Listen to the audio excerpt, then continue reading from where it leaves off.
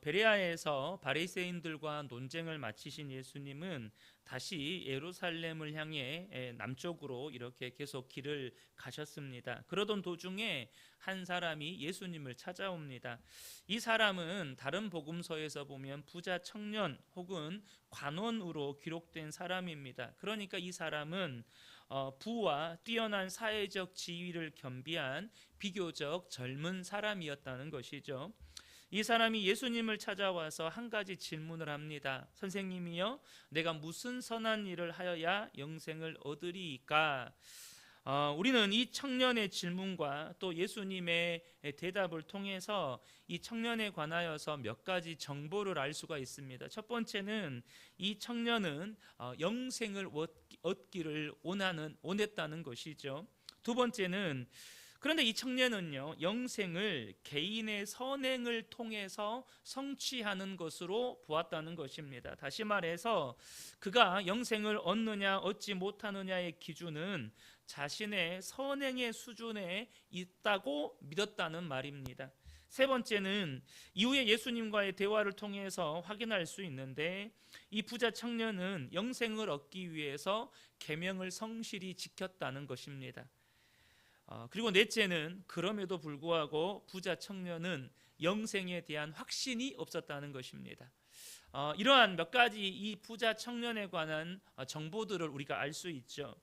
이러한 청년의 질문에 대한 예수님의 대답이 무엇입니까? 17절을 보면 어찌하여 선한 일을 내게 묻느냐? 선한 이는 오직 한 분이시니라. 내가 생명에 들어가려면 계명들을 지키라. 이렇게 말씀을 하세요. 예수님은 청년의 질문에 대해서, 그러니까 영생을 얻는 선한 일이 무엇이냐라는 이 질문에 대한 답변을 하지 않으셨어요. 그러니까 이 질문에 대해서 답변을 하셨다면 사람이 영생을 얻으려면 이런 선한 일을 해야 된다, 이렇게 말씀하셨어야 됐는데 그 질문에 대한 답변을 하지 않으셨습니다. 그 말은 애초에 청년의 질문 자체가 잘못되었다는 뜻입니다. 지금 청년은 영생의 확신을 가지지는 못했지만 예수님이 말씀하신 계명들을 다 지켰다고 대답할 정도로 자신의 선행에 대한 자부심이 있는 그런 사람이었습니다. 그런데 지금 예수님의 답변은 그게 잘못됐다는 거예요. 사람은 선행으로 구원을 얻을 수가 없기 때문입니다. 사람은 선행으로 구원을 받을 수가 없어요. 로마서 3장 20절에 보면 율법의 행위로 그의 앞에 의롭다 하심을 얻을 육체가 없나니라고 말씀합니다. 그러니까 행위로 구원 얻을 자가 없다는 거예요. 어떤 선행을 해도 사람은 그 선행으로 말미암아서 구원받지 못한다는 것입니다. 그러므로 여러분, 저와 여러분이 이 대목에서 한 가지 꼭 기억하셔야 하는데요, 사람의 행위는 자랑이 될 수 없다는 것입니다. 이게 이 말씀에 대한 저의 결론이 아니고 사도 바울의 결론입니다. 로마서 3장 27절 28절을 보면 그런즉 자랑할 데가 어디 있느냐? 있을 수 없느니라. 무슨 법으로냐? 행위로냐? 아니라 오직 믿음의 법으로니라. 사람의 행위는 자랑이 될 수가 없다는 겁니다. 그러므로 사람이 의롭다 하심을 얻은 것은 율법의 행위에 있지 않고 믿음으로 되는 줄 우리가 인정하노라. 그러니까 사람의 행위는 우리의 자랑이 되지 못한다는 거예요. 저와 여러분이 이 대목에서 분명하게 아셔야 합니다. 사람의 행위가 사람을 구원하지 않습니다. 나아가 부자 청년을 통해서 알 수 있듯이 사람의 행위가 스스로 생각하기에 아무리 온전한 것 같아도 행위는 자신에게 구원의 확신을 주지 못한다는 것입니다. 우리가 어떤 선한 일을 해도 그 선한 일이, 선한 행동이 우리에게 믿음을 가져다 주거나 구원의 확신을 주지 않는다는 거예요. 오늘날 식으로 바꿔 표현을 하면 주일 성수를 하고 헌금도 성실히 하고 새벽 예배나 금요 기도에 나와서 열심히 기도하고 열심히 봉사를 한다고 해서 그 행동들이 나에게 구원의 확신을 가져다 주거나 믿음을 주지 않는다는 것입니다. 그래서 확신을 갖지 못한 청년이 예수님의 말씀에 20절에 이런 답변을 합니다. 19장 20절을 보면 이 모든 것을 내가 지키었사온데, 다 지켰대요. 그런데 자기 안에 구원의 확신, 영생의 확신이 없으니까 예수님께 물어봐요. 아직도 무엇이 부족하니까? 아직도 뭐가 부족합니까? 이렇게 물어봐요. 그러니까 사람이 자기가 봐도 더 이상 흠잡을 데 없이 자신의 행동은 완전해요. 정말 계명들을 열심히 지켰어요. 근데 그 행위가 자기에게 믿음을 주거나 구원의 확신을 주지 않더라는 것입니다. 그래서 예수님이 어찌하여 선한 일을 내게 묻느냐, 선한 이는 오직 하나님뿐이다 라는 답변의 핵심은 지금 청년의 시선을 자신에게서 하나님께로 돌리라는 말입니다. 이것이 예수님의 답변의 핵심이에요. 특별히 청년은요, 사람이 보기에 충분히 존경받을 만한 사람입니다. 오늘날 교회 안에서 본다면 누가 봐도 믿음이 있어 보이는 사람이고, 나아가서 복을 받았다고 말할 수 있는 사람이라는 거예요. 그런데 이 청년의 선행에는 심각한 문제가 있었습니다. 무엇이었을까요? 하나님과의 관계, 하나님에 대한 사랑이 결여되어 있었다는 것입니다. 하나님과 관계는 없어요. 하나님과 친밀함은 없어요. 하나님을 사랑하지는 않아요. 하지만 행동은 선해요. 그의 선함이 하나님과의 관계가 결여된 상태에서 나온 거라는 거예요. 우리의 신앙의 모습으로 표현한다면 주일 성수나 헌금이나 기도 생활이나 봉사나 전도 생활을 열심히 성실히 하는데 하나님을 사랑해서가 아니고 자신의 열심과 수고였다는 것입니다. 예수님은 청년에게 말씀하시죠. 오직 하나님만 선하시다. 이게 무슨 뜻이죠? 너에게서 선함이 나오지 않아. 네 행동이 선하지가 않아.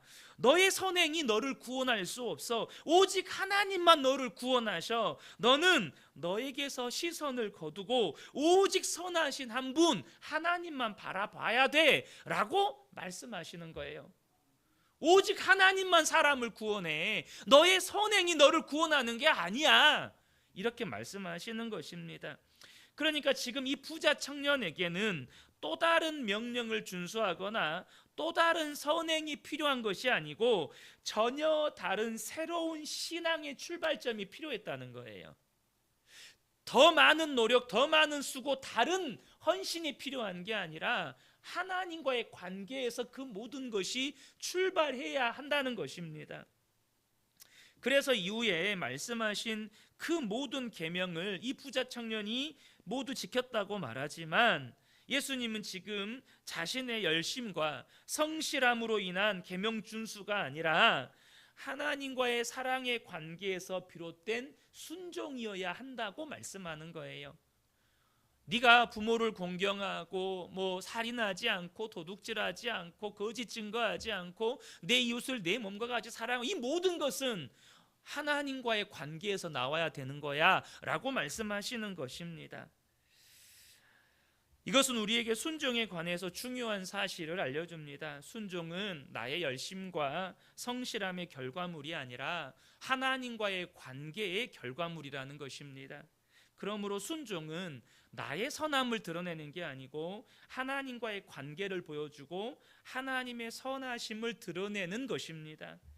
사랑하는 성도 여러분, 저는 우리 성도님들의 순종이 하나님과의 관계를 드러내는 복된 분들 되시기를 축복합니다. 나의 순종이 나의 선함을 드러내는 것이 아니라 내 안에 역사하시는 하나님의 선함을 드러내는 저와 여러분 되시기를 예수님의 이름으로 축복합니다. 그러나 여기서 한 가지 또 하나 우리가 눈여겨보아야 할 것이 있는데요, 예수님께서 청년에게 선한 분은 오직 하나님뿐이다 라고 말씀하시기 전에 어찌하여 선한 일을 내게 묻느냐라고 반문하시는 이 부분입니다. 앞서 말씀드린 것처럼 이 부자 청년은 관원이면서 부자에다가 계명을 성실하게 지키는, 그러니까 유대 사회 안에서 정말로 율법에 대한 지식도 높고 사람들에게 인정과 존경을 받는 그런 사람이었다는 거예요. 오늘날로 치면 많은 성도들에게 충분히 믿음이 좋고 또 복받았다고 말할 수 있는 그런 사람이었다는 것입니다. 그러나 그렇기 때문에 그는 구원에 관한 지식을 알고 있었어야 했습니다. 교회 안에서 충분히 믿음이 좋다고 인정받는 사람이잖아요.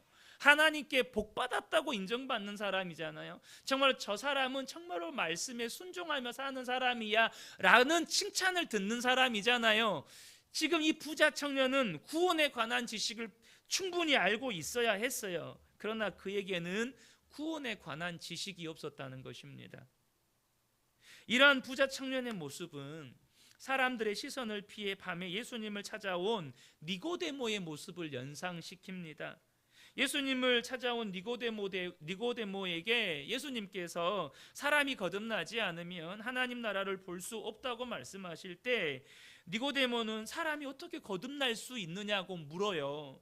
이 예수님이 물과 성령으로 나지 않으면 하나님 나라에 들어갈 수 없다고 말씀하시지만 니고데모는 도통 그 말이 뭔 말인지 이해를 못해요. 그래서 도대체 어떻게 그러한 일이 있을 수 있냐고 반문을 해요. 그때 예수님께서 니고데모에게 뭐라고 말씀하시죠? 너는 이스라엘 선생으로서 어찌하여 이러한 것을 알지 못하느냐?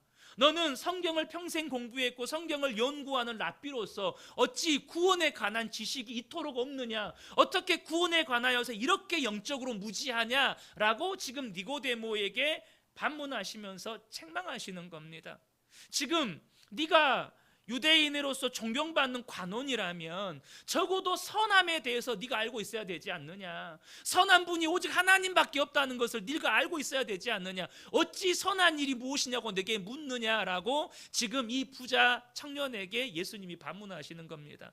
구원에 관한 지식이 있어야 할 사람에게 구원에 관한 지식이 없음에 대해서 예수님이 지금 심각하게 책망하시는 건 아니지만 지금 책망적으로 말씀하시는 거예요.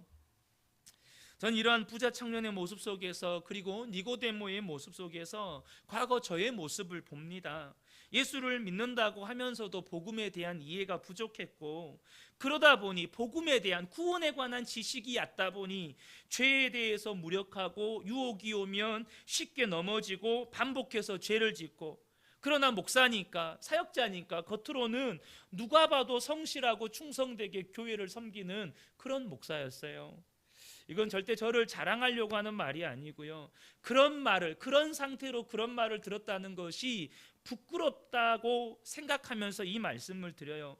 제가 처음 사역했던 교회를 사임하고 수년이 흘러서 제가 우연히 문구점에서 그 교회에서 청소년부 사역을 함께 했던 집사님을 뵙게 됐어요.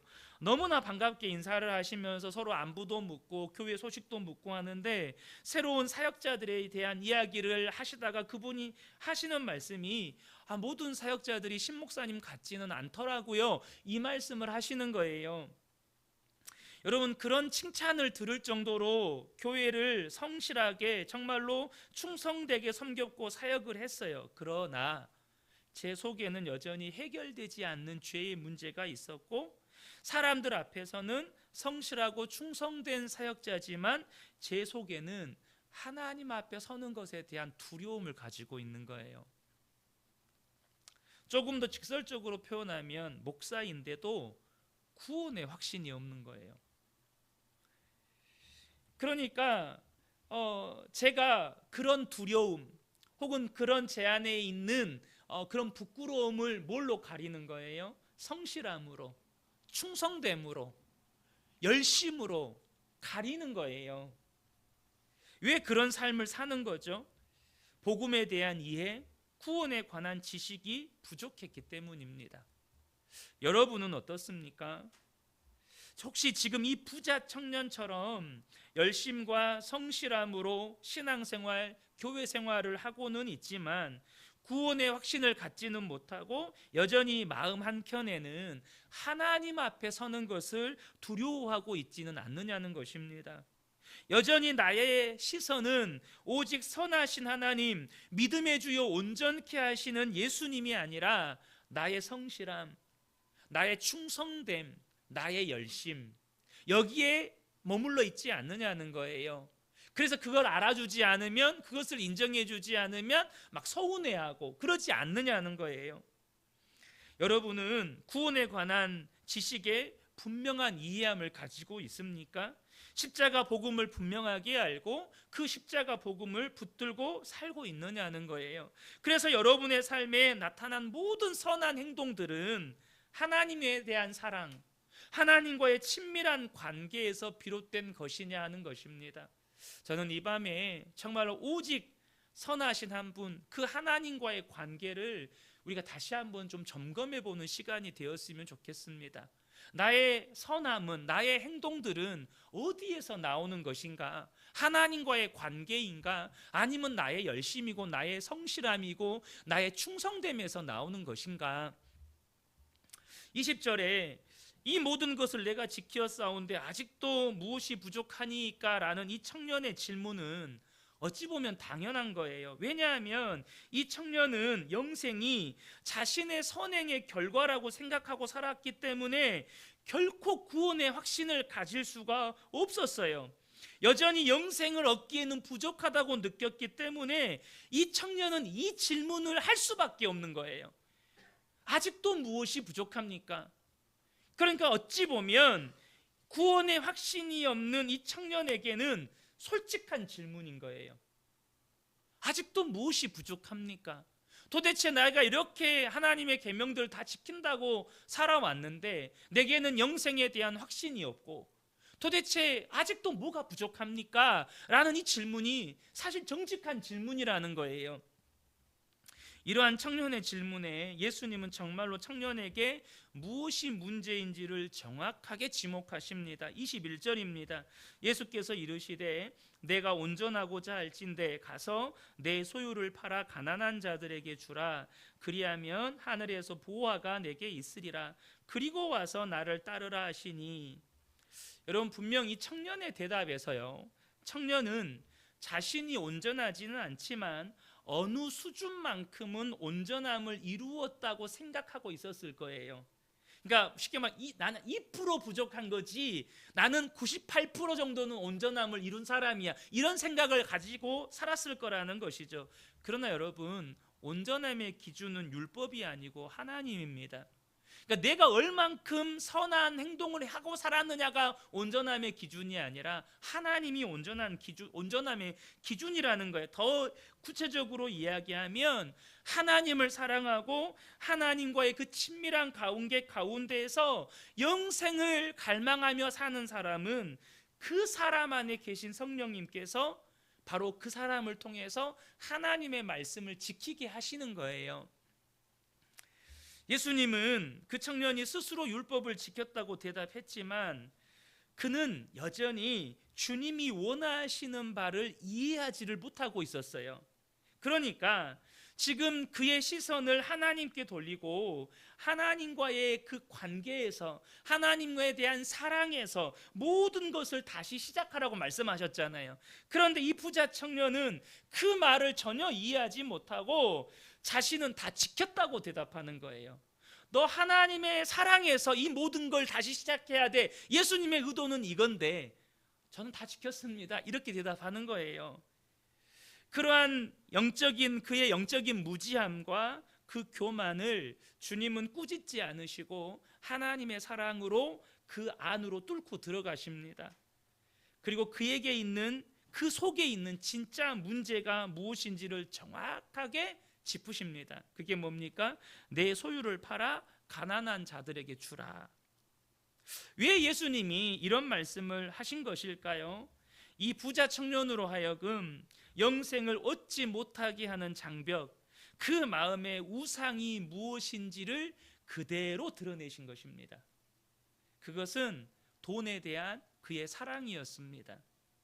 단순히 물질에 대한 사랑이 아니고 이 돈은요, 이 청년에게 있어서 자신의 열심과 노력의 성취였고 따라서 그의 자부심이었고 그의 자랑이었고 동시에 그의 교만의 근원이었습니다. 그러니까 자신의 수고와 자신의 노력의 성취, 자신의 수고와 노력한 결과의 땀방울의 결과물이었어요. 그러니까 그에겐 이것이 단순히 돈에 대한 사랑이 아니라 자신이 이룩해 놓은 모든 것이었습니다. 그것에 대한 사랑이었고 그것에 대한 자부심이었고 자랑이었고 교만의 근원이었던 것이죠. 청년은 자기가 생각했던 것과 달리 전심으로 하나님을 사랑한 것이 아니었다는 것입니다. 그는 하나님보다 자신이 수고했고 노력해서 성취한 돈을 더 사랑했다는 것입니다. 그의 많은 소유가, 그의 노력의 결과가 그의 신이고 그의 우상이었던 것입니다. 그것을 증명하는 것이 이 말씀에 대한 청년의 반응에서 나옵니다. 22절 보면 그 청년이 재물이 많음으로 이 말씀을 듣고 근심하며 가니라. 그는 예수님이 말씀하신 모든 계명들을 다 지켰다고 말했지만 정작 첫 번째 계명을 어기고 있었어요. 첫 번째 계명이 뭡니까? 마태복음 22장 37절 38절을 보면 예수께서 이르시되 내 마음을 다하고 목숨을 다하고 뜻을 다하여 주 너의 하나님을 사랑하라 하셨으니 이것이 크고 첫째 되는 계명이요. 하나님을 목숨 다해 사랑이라고 말씀하셨지만 이 청년은 자신의 수고와 노력과 땀방울의 결과물인 재물을 하나님보다 더 사랑했다는 것입니다. 우리는 이를 통해서 정말로 구원 얻는 믿음, 영생을 얻는 믿음의 전제 조건을 발견하게 됩니다. 제가 전제 조건이라고 말씀을 드리는 이유는 뭐냐면 예수님께서 말씀하신 재산을 다 팔아서 가난한 사람들에게 나누어 준다고 해서 그 선행이 우리를 구원하는 것은 아니기 때문입니다. 그러나 이 전제 조건은 그 믿음이 참인지 거짓인지, 다시 말해서 나의 열심인지 하나님과의 관계에서 나온 결과물인지를 판단하는 기준이 됩니다. 여러분, 그것은 무엇입니까? 정말로 영생을 얻을 믿음의 전제 조건, 그것은 자기 부인입니다. 자기 부인이에요. 나는 내게 있는 그 무엇이라도 주님의 주권에 겸손히 순복할 수 있느냐 하는 것입니다. 재물에 국한되는 게 아닙니다. 예수님은 이전에 제자들에게 이런 말씀을 하셨어요. 마태복음 16장 24절에 이에 예수께서 제자들에게 이르시되 누구든지 나를 따라오려거든 자기를 부인하고 자기 십자가를 지고 나를 따를 것이니라. 앞서 말씀드린 것처럼 부자 청년에게 재물은 단순한 재물이 아닙니다. 그가 수고하고 노력했던 결과였고 그랬기 때문에 그의 자랑이고 자부심이고 교만의 근원이었습니다. 특별히 유대 사회에서 삭개오와 같은 세리의 부요함은 부끄러움이었지만 이런 부자 청년의 부요함은 하나님이 주신 복이라고 생각하고 자랑이 되고 자부심이 되는 것이 그 유대 사회에 통용되는 그냥 기본 문화였고 믿음이었습니다. 그래서 예수님께서 이후에 부자가 천주국에 들어가는 것이 어렵다고 말씀하시면서 낙타가 바늘기로 들어가는 것이 부자가 하나님 나라에 들어가는 것보다 쉽다고 말씀하실 때 제자들이 몹시 놀라면서 그렇다면 누가 구원을 얻을 수 있습니까? 라는 질문을 해요. 왜 이 질문이 나왔냐면 이 부자 청년의 부요함은 그의 믿음에 대한 하나님께서 주신 복이라는 그런 믿음이 있었기 때문에 이 사람은 진짜 믿음 있는 사람인데 하나님께 복 받은 사람인데 그래서 유대 사회에서 다 존경받는 사람인데 근데 천국 못 간다고? 천국 가기가 낙타가 바늘기 들어가는 것보다 어렵다고? 그 너무 놀라서 그럼 도대체 누가 구원받을 수 있냐고 물어보는 거예요. 여러분, 구원 얻는 믿음의 전제 조건은 재물이든 사회적 지위든 그것이 인간관계든 명성이든 내가 이룬 그 무엇이든 혹은 내 생각이나 계획이든 주님이 말씀하실 때 주님의 주권에 언제든지 순복할 수 있는 자기 부인이 되느냐는 것입니다. 많은 성도들이 여기에서 걸려 넘어집니다. 자기 부인이 안 되는 거예요. 내 생각과 내 계획, 내 수고와 노력의 결과로서 얻은 그 무엇을 하나님이 말씀하실 때 내려놓는 일. 그렇다 보니까 어떤 분에게 있어서 자기 부인은요, 자신이 살아온 삶을 부인하는 문제이기도 합니다. 지난 수십 년을 살아온 자기 삶을 부인해야 되는 거예요. 부정해야 되는 거예요. 그러니까 이게 안 되는 겁니다. 어떤 분에게는 죽을 것 같이 슬픈 일이고 또 어떤 분에게는 식음을 전폐할 정도로 좌절과 낙심이 되기도 합니다. 자기 부인이 그런 문제예요. 그런데 여러분 아셔야 합니다. 자기 부인이 안 되면 예수님을 따를 수가 없습니다. 자기 부인이 안 되면 그 어떤 순종도 안 된다는 거예요. 겉모습은 열심도 있고 성실하니까 사람들에게 정말 믿음 좋은 모습으로 비춰집니다. 사람들로부터 칭찬과 인정도 받습니다. 그러나 그 속에 있는 영생에 대한 불확신, 하나님 앞에 설 것에 대한 두려움을 가리는 옷에 불과한 것들이에요. 그것들은 자기 부인이 없는 정말로 오로지 자기 성실과 열심의 결과물일 뿐이라는 것입니다. 그러면 자기 부인이 이렇게 중요한데 어떻게 자기 부인이 가능합니까? 어떤 분에게는 죽을 것처럼 슬프고, 어떤 분에게는 자신이 살아온 그 수십 년의 삶을 부정당하는 것 같은 좌절과 낙심이 되기도 하는 이 자기 부인이 어떻게 가능하죠? 두 가지를 결론적으로 나누려고 합니다. 첫 번째는 뭐냐면 그리스도를 아는 지식에 눈을 떠야 한다는 것입니다. 사도 바울이요, 빌립보서 3장 7절 8절에 이런 고백을 합니다. 그러나 무엇이든지 내게 유익하던 것을 내가 그리스도를 위하여 다 해로 여길 뿐더러 또한 모든 것을 해로 여김은 내 주 그리스도 예수를 아는 지식이 가장 고상하기 때문이라. 내가 그를 위하여 모든 것을 잃어버리고 배설물로 여김은 이라고 고백합니다. 사도 바울은 이전에 유익하다고 여겼던 모든 것이 해로 여겨지고 모든 것을 잃어버리고 배설물로 여겨졌습니다. 그 이유가 무엇입니까? 그리스도 예수를 아는 지식이 가장 고상하다는 것을 깨닫는, 바로 그리스도를 아는 지식에 눈을 떴기 때문입니다. 그리스도를 아는 지식에 믿음의 눈이 띄어졌다는 거예요. 그는 다메섹으로 가는 길에서 예수님을 실제로 만났고 그 예수님이 정말로 구약에 예언된 메시아인지 더 깊이 알고 싶어서 아라비아 광야로 들어가서 3년 동안 성경을 연구하면서 성경을 통해서 예수님을 만났고 성령에 이끌려 하나님의 영원한 나라의 영광을 보고 왔고 마지막 날에 되어질 모든 일에 대한 계시를 직접 들었습니다. 그렇게 그리스도 예수를 아는 지식에 믿음의 눈을 뜨게 되는 순간 이전까지 그에게 자랑이었고 자부심이었고 유익이 됐던 이 모든 것들을 비교해 보니까 냄새나는 배설물처럼 보이는 거예요. 내가 보려고 노력하는 게 아니라 그렇게 보이는 거예요. 그래서 버리는 게 아니라 버려지는 것입니다. 자기 부인을 하려고 힘쓰고 애쓰는 것이 아니라 자기 부인이 되는 겁니다.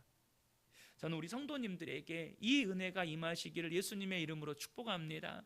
두 번째는 여러분, 결국은 십자가 복음입니다. 제자들이 부자가 천국 가기 어렵다는 예수님의 말씀을 듣고 누가 구원 얻을 수 있습니까? 라고 질문을 하자 예수님이 말씀하셨어요. 26절에 보면 예수께서 그들을 보시며 이르시되 사람으로는 할 수 없으나, 사람의 행위는 못해요. 그러나 하나님으로는 다 하실 수 있느니라. 근데 여러분, 하나님이 하신 일이 뭐죠? 여러분, 십자가입니다. 십자가예요. 그런데 이 십자가를 우리가 이해할 때 예수님이 나의 죄를 지시고 나 대신 죽어주셨다고만 이해하시면 안 돼요. 그건 십자가를 바르게 이해하는 것이 아닙니다. 우리가 주일에도 말씀을 나누었지만 예수님이 십자가에서 죽으실 때 죄의 종로로 타던 마귀의 종로로 타던 나의 옛사람도 함께 죽었다는 사실을 이제는 분명하게 인정하고 받아들이셔야 합니다. 날마다 믿음으로 선포해야 한다는 거예요. 내가 수고하고 노력해서 성취하던 것들이, 성취한 모든 것들이 죄의 종로로 타고 마귀 종로로 타던 옛사람이 이룩한 것들이라고 깨달아지면 여러분, 자기 부인은 기쁨입니다. 여러분, 반드시 버려야 될 것을 버리지 못하고 가지고 산다면, 여러분, 제가 가끔씩 러시아 우크라이나에 관련된 전쟁 영상을 보거든요. 근데 오늘 우연히 어떤 영상을 봤어요. 요즘에 각국에서 무기가 부족하니까 그 드론으로 막 공격을 하잖아요. 근데 그 드론으로 작전을 할 때 어떤 작전이 있냐면 마치 드론을 그 상대방 적군 벙커 앞에다가 그 이렇게 오작동이나 고장난 드론처럼 앞에다가 떨고 논다는 거예요. 그러면 이 적군이 이것을 가지고 들어간대요. 고쳐가지고 적군 다시 상대방 쪽을 향해서 날리려고. 그런데 이것을 다 다른 드론으로 보고 있다가 가지고 벙커 안으로 들어가면 폭발 버튼을 누르는 거예요. 제가 뭘 말씀드리려냐면, 여러분, 가지고 있어서는 안 되는 것들을 가지고 있으면 어떻게 돼요? 이렇게 망하는 겁니다. 여러분, 죄의 종노릇했던 옛사람이 이룩해 놓은 것들은 언젠가는 마치 이 시한폭탄처럼 때가 되면 폭발할 폭발물처럼 우리를 사망의 심판대 앞에 서게 만듭니다. 여러분, 버려야 할 것들은 반드시 버려야 돼요. 그게 뭐죠? 죄의 종노릇하고 그 마귀의 종노릇하던 옛사람이 이룩해 놓은 것들은 다 버려져야 돼요. 다 부인이 되어져야 됩니다. 다 십자가에 못 박아져야 돼요. 그런데 여러분, 그것이 정말로 나를 죽게 만드는 것이고 나를 망하게 하는 것이라는 것이 진짜 믿어지면 날마다 죽는 건 자랑이 됩니다. 날마다 죽는 건 기쁨이 돼요. 그래서 사도 바울이 하는 고백이 뭐예요? 나는 나의 자랑을 두고 단언하노니 나는 날마다 죽노라. 그의 자랑은 날마다 십자가에서 자신의 옛사람의 죽음을 선포하는 일이었습니다. 이것이 그의 자랑이었어요. 여러분, 자기 죽음이 자랑이 되면 여러분, 주의 말씀에 순종 못할 일이 있겠습니까? 하나님이 말씀하실 때 그 어떤 말씀인들 순복이 안 되겠습니까? 하나님이 나를 통해서 무슨 일인들 못 이루시겠습니까? 사랑하는 성도 여러분, 저는 우리 모든 성도님들이 우리의 지금 우리가 신앙생활하는 그 모든 모습이 나의 선함도, 나의 성실함도, 나의 열심도, 나의 어떠함도 아니라 하나님과의 친밀한 사랑의 관계에서 하나님이 좋으니까, 하나님이 나를 인도해 가시니까, 그래서 기도하고, 그래서 예배하고, 그래서 하나님의 말씀에 순종도 하고 봉사도 하고, 모든 하나님과의 관계의 결과물이 되시기를 예수님의 이름으로 축복합니다. 나의 삶의 모습이 하나님과의 관계의 결과물이라면 그 사람 안에는요, 흔들림이 없는 영생의 확신이 있습니다. 왜요? 이 모든 일을 주님이 하신 거니까. 내가 한 게 아니라 주님이 하신 거니까. 그 무엇도 흔들리지 않는, 흔들 수 없는 구원의 확신을 가지게 되는 거예요. 이 밤에 함께 예배한 우리 모든 성도님들께 이 놀라운 믿음의 은혜가 함께 하시기를 예수님의 이름으로 축복합니다.